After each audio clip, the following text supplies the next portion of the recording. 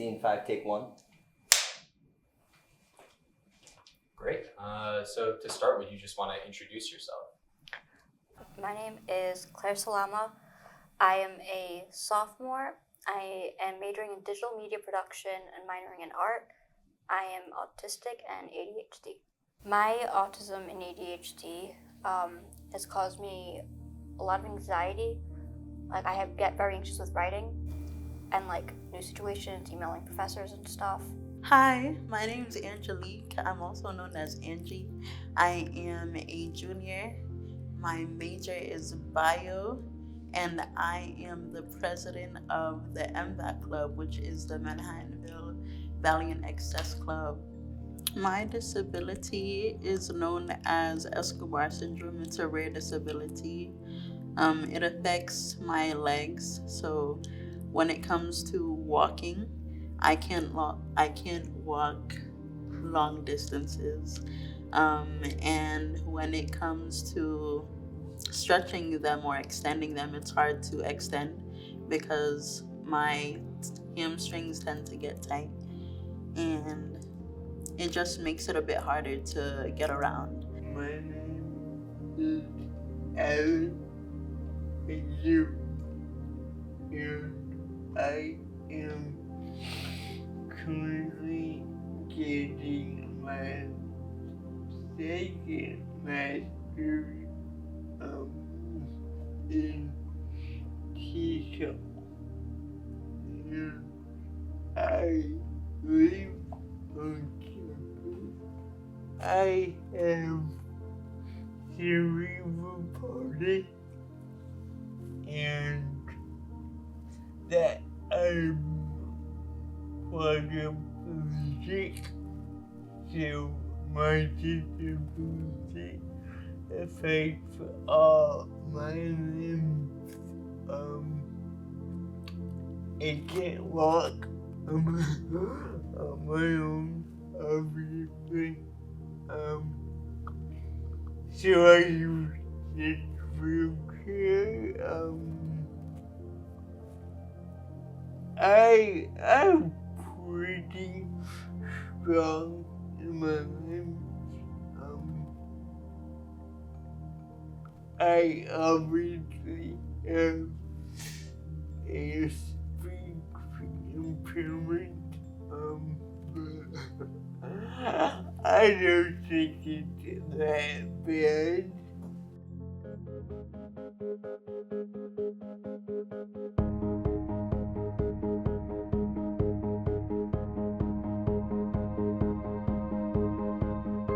I'm Joe Gaines. I'm the director in the Center for Student Accessibility at Manhattanville University.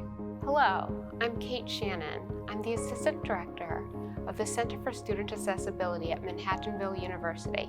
I'm Samantha Healy. I'm the accommodations coordinator for Manhattanville University.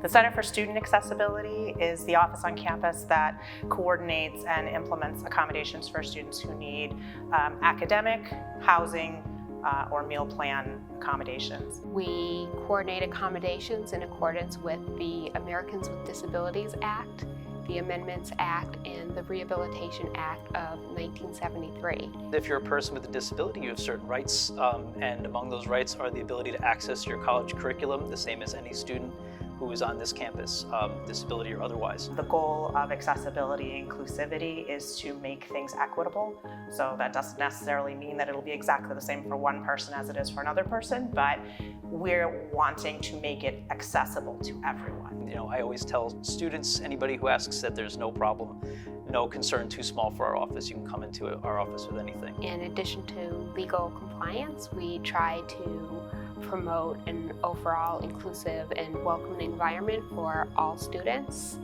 We run faculty workshops to teach instructors more about universal design for learning, and we collaborate with other departments such as the Academic Resource Center and the Center for Career Development to ensure that the services we're providing students are accessible and valuable to all students. accessibility isn't a prescriptive thing. You can't just say, this person has X, Y, and Z, so we do X, Y, and Z in response to that, right? Accessibility can't be that way because ultimately that's not how the human brain works. That's not how the human experience is. We each experience it, in our own individual way. A quarter of the American population suffers or lives with a disability of some kind. Most of them live with more than one. And accessibility helps make things available to them that they might in previous years not been able to access. 1 billion people have a disability. People with disabilities make up about 15% of the world population. About 19% of undergraduates have some type of disability. So this is a significant group of people who deserve access the same as everyone else and have the right to thrive and partake in every aspect of the college experience. Disability is not always visible. We see lots of people out and about who have a visible disability, and that might mean that they're blind or they are deaf or they have a service dog or they're in a wheelchair. Those are all visible disabilities, and you can see that they need assistance in accessing infrastructure and education.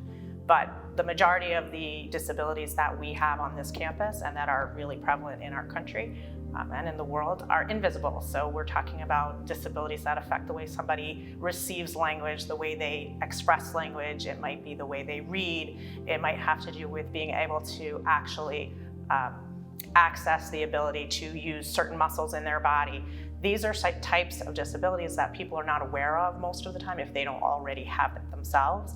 And we need to make sure that we are providing services for those students and staff members who need help accessing certain things because of these invisible and visible disabilities. I think accessibility is important because it also highlights the importance of how things are designed and how the world creates barriers for people, and that there's a balance between addressing those barriers as a student, addressing those barriers as an institution as well. Improving accessibility on the campus helps to bring in and make it possible for more students to attend the college. The major aspect of accessibility that is often overlooked is the need to include people with disabilities in planning for accessibility. This might be planning for an event or the physical architecture of a building or even a program or a lesson. It's critical that you have the viewpoint of people with a disability so that it can be made accessible from the beginning. A lot of accessibility barriers that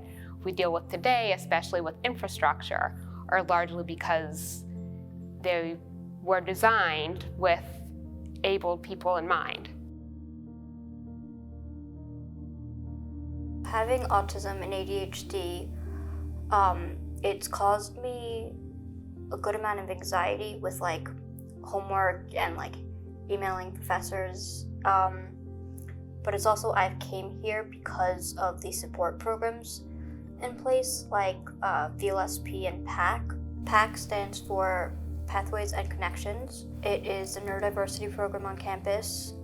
I get an hour a week with the coordinator to talk about stuff like everything from just like anxiety in classes to making friends to like just the female brain she always likes to talk to me about. There's also a weekly group session where sometimes it's like we do social skills or study skills, executive functioning, sometimes just playing mahjong or like planting succulents. Those were fun ones. We also can be assigned a mentor and they help us get used to campus. Sometimes just like talking, going to events, going to the dining hall. There's also monthly outings. Those are fun. We've done like VR and escape room. In the year and a half that I've been here, I've seen some very positive advancements when it comes to accessibility. I'm very excited that the student club, the Manhattanville Valiant Access Club, is revived and students are working on advocacy. The club recently worked on an art installation to celebrate Neurodiversity Pride Week. If you notice, there's rainbow umbrellas up throughout the school with tags that have different conditions and types of neurodiversity on them. I have a lot of sensory issues, including my sound sensitivities. I have an accommodation to have headphones on while we're watching videos in class to kind of muffle that, because everything is like sounded really amplified. Manhattanville has a large population of students with disabilities, and I think in some cases a little bit more than some of our compatriot colleges, partly because we offer so many services. VLSP it stands for Valiant Learning Support Program. You get 3 to 4 hours a week with a learning specialist, and sometimes they help you schedule making sure you get all your homework done, and sometimes they just help you with your homework. So for me, I spend my 4 hours on writing and getting all that done because that causes the most anxiety. Overall, I think the Manhattanville is a very inclusive community, and students generally report that they feel fully included and that they feel that Manhattanville embraces neurodiversity. I think that's an area, though, where there's always room to keep pushing forward with that. In MBAC, in the club on Thursdays, one of my members, we were talking about how MVille is supportive when it comes to mental and emotional disabilities, but when it comes to more so physical disabilities, there's still a lot that needs to be done.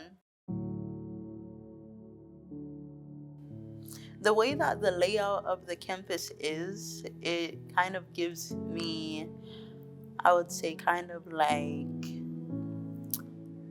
a game in the sense, or in a game in the sense of where you have high elevations and low elevations, and from there it's hard.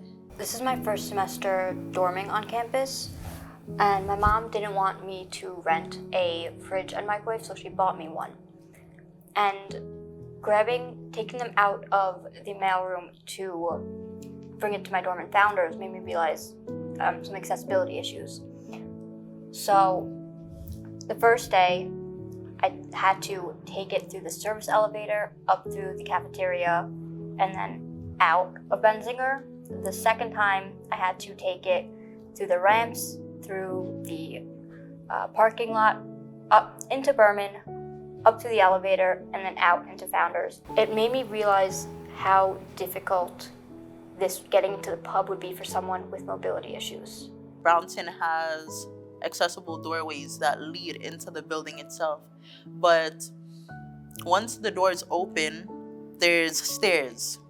It's limiting in the sense of, okay, in the case of emergency, I can only go through one entrance. In some cases, to get to a fire exit requires you to go down a set of stairs.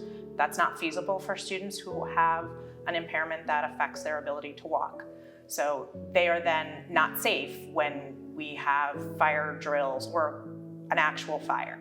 One big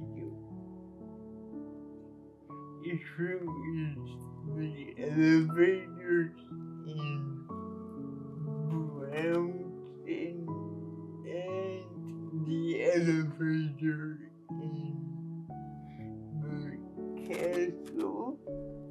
They are quite small, and actually the elevator in the castle has a door to open, so not super effective. There are some classes, or classrooms I should say, where the classrooms they're small. So even though I use a wheelchair, it's kind of limiting in the aspect of, okay, even though I may be able to get out of my chair and walk into the classroom, I'm also being mindful of the fact that, if I wasn't able to get out of my chair, it would be hard for me to actually get into the classroom and focus on my work. We don't have sidewalk going around like barbecue. So that's kind of an issue. I would say when it comes to housing, it can be very challenging, especially if you're someone who needs certain accommodations in place. For example, I'm in Founders, and Founders is the only accessible dormitory on campus.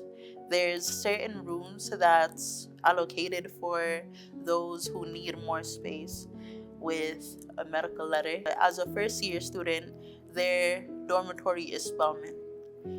But if your needs are different, then you'll be placed into Founders. We only have one dorm on this campus that can accommodate students in wheelchairs.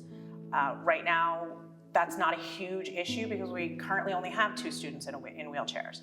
But we have 2 students in wheelchairs. So you have to know that there are more students who might want to come here, who might want a dorm, and who might need an accessible dorm room. So we have to either renovate those dorms or build a new dorm. The problem is we don't have the money. Now we're changing to university status. We have a new president. He's very focused on fundraising and trying to rebuild a lot of the things that have gone by the wayside over the years. So I have hope that that will get fixed in the future, but I don't want a student who would want to come here and would want to dorm to be told that there's no place for them. That is absolutely not accessible education. We need to make sure that every student is comfortable on this campus. It is really encouraging to hear that there are multiple different people on campus who have asked to sit down to chat about these things more. I think that's really big, and I can't say ultimately that that was always the case, especially post-COVID, especially when there were less students on campus. The physical improvements to campus, that was not a priority for a lot of people, which I really do understand. But now that we're back and our students are back and living in the dorms and all of our places, thinking about how to physically make the world a little more accessible and our home a little bit more accessible, it's huge. And ultimately, if everything's accessible, then there's really no reason to have any of these discussions, right? If the world is universally accessible, then there's no reason to talk about what improvements can be made. But I think the reality of that situation is there's always improvements that can be made. And that's why you have to be always having those conversations with everybody who is willing to hear. There are parts of this campus that are not accessible. And when classes are put in those locations, it's our job to make sure that they get moved so that students have the access that they need, because sometimes they can't walk all the way across the campus to go to a class. And sometimes they physically can't get in. We had that instance in the Barrett House because it had stairs at both entrances, and we had a student in a wheelchair who needed to go to class there. That student didn't want to change rooms. So we worked with maintenance and we got a ramp put in, which is now there permanently so that that problem is now not a problem. The more students who come with disabilities, the more we'll be able to see the issues that they face, because it's their lived experience and we want it to be a positive one. So we do have the ability, we have a form that people can fill out if they notice a barrier, they can report it to us, they can come to us in person and report it. And our staff has regularly gone out on sort of accessibility walks around the campus to see what's working, what's not working, what is missing, and what needs to be changed. When it comes to being a disabled student going to Manhattanville, I would say it's an opportunity to raise up awareness about what's needed in order for better progress to be made. And I would say it's just an eye-opener to not only society, what needs to be changed in society, but also what needs to be changed or more accommodated in the campus as well. We need to make things accessible so that people can be successful and can feel welcomed in the community. It's very easy to get into the mindset of disability as, X, Y, or Z, a certain thing, rather than, the way that this was designed and the way that this was built or the way the course was created or anything in between as the actual limiting factor. Then I think it totally opens the mindset of a person and the way that they can redesign the world in such a way that it is accessible to a person with a disability. Hopefully, in future, as we begin to put the word out that more accommodations, more change needs to take place. Hopefully those changes take place in the future so that as more disabled students or more physically disabled students come on campus, they feel more welcomed, they feel as if they can stay, and they not only see this as a place where they can learn, I hope that it can be a place where they can stay and truly build a community, because at the end of the day, everyone wants a community for their own.